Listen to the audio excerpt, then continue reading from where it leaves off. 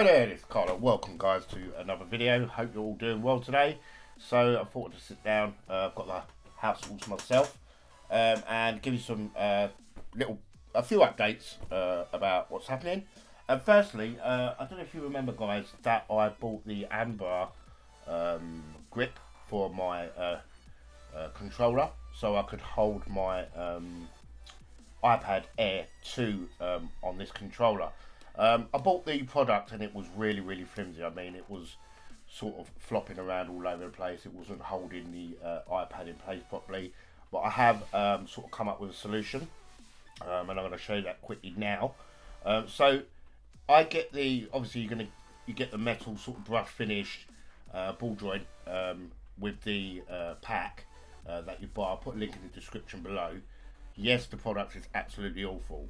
It is really awful. But what I did was, I had a problem with the ball joint coming out, which is a common fault with this product. I've got it on Amazon, and I'll link the product in the description. If you look at the reviews, everyone was going on about how this ball joint here was coming out.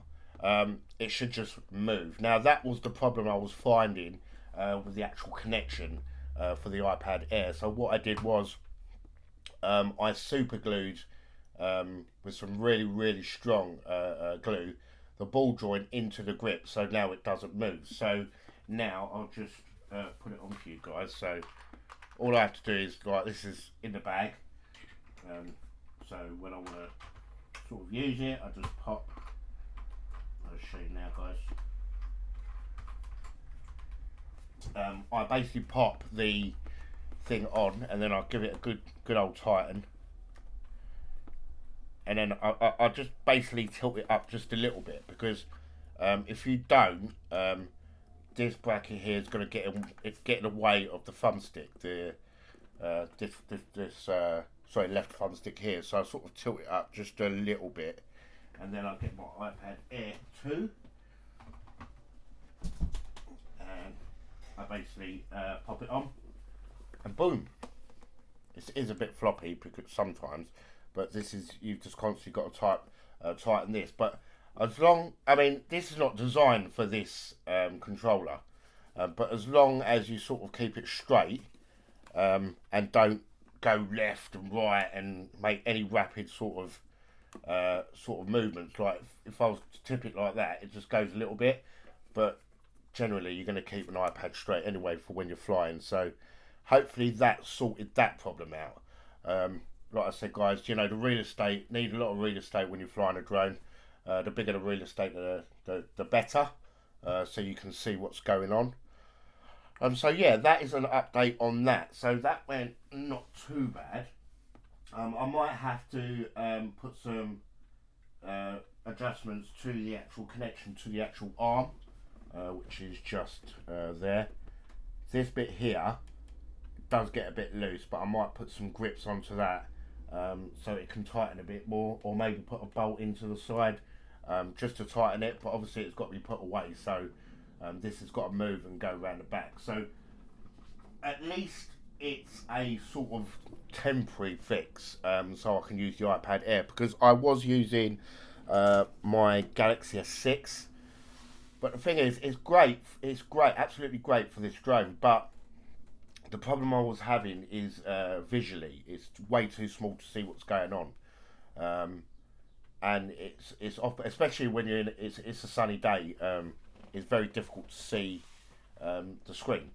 But at least with that, it's a lot bigger, so yeah, you can get the sunshade for it, but I reckon putting too much weight on it is definitely going to make it sort of swing around. I might order a sunshade actually, just to see how we go with it, and see how it looks, see how it performs.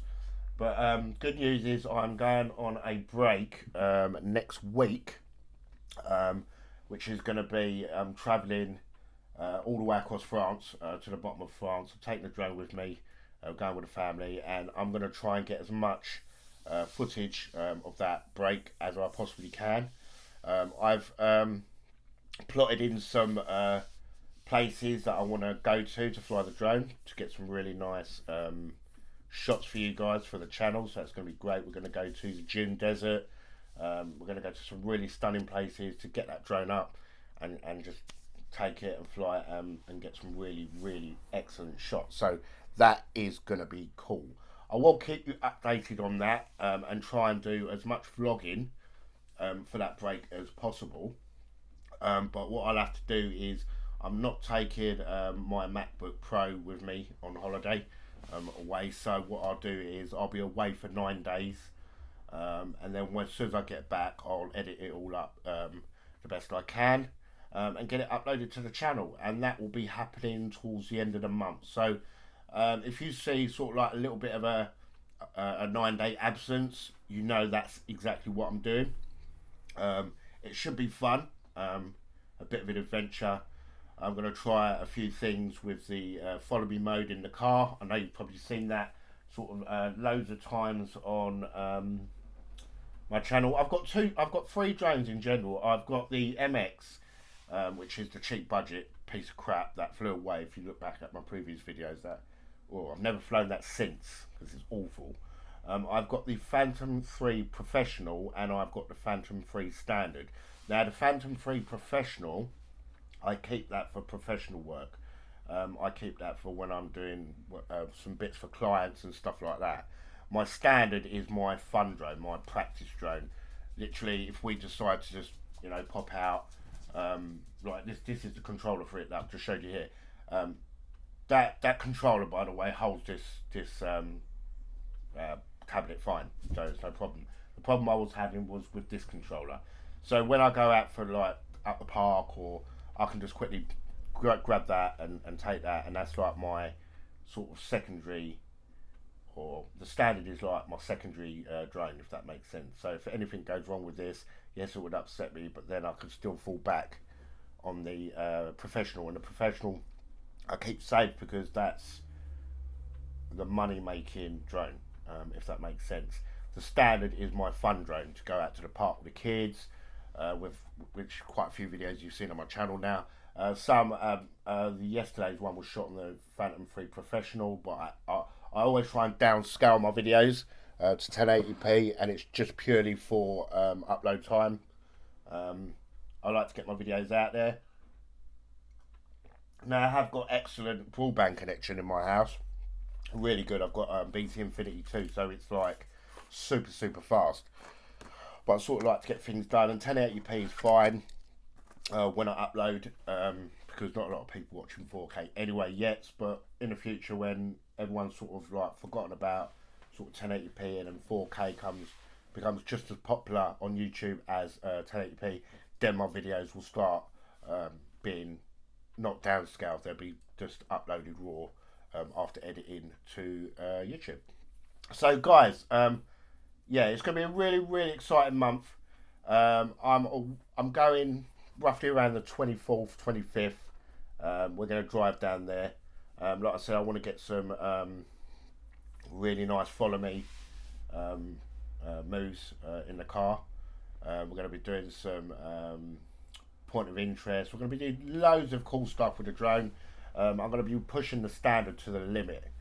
When we go out there, I'm going to be really taking it and seeing what this little drone can do, especially when we go to the Dune Desert and stuff like that, flying it over deserts and some really beautiful scenery, some tropical beaches, stuff like that. So I hope you're looking forward to it as much as I am. It's going to be a great month for videos on the channel.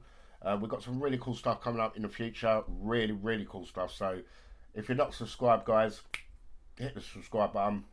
And obviously a like rating is always appreciated. I've noticed my subscribers base is going up really fast, guys. It means the world to me, man. I don't know, every time I get a subscriber, I'll start buzzing, I'll start jumping up and down. So yeah, the phone's going off now, so that is my cue to catch you in the next one. Ciao.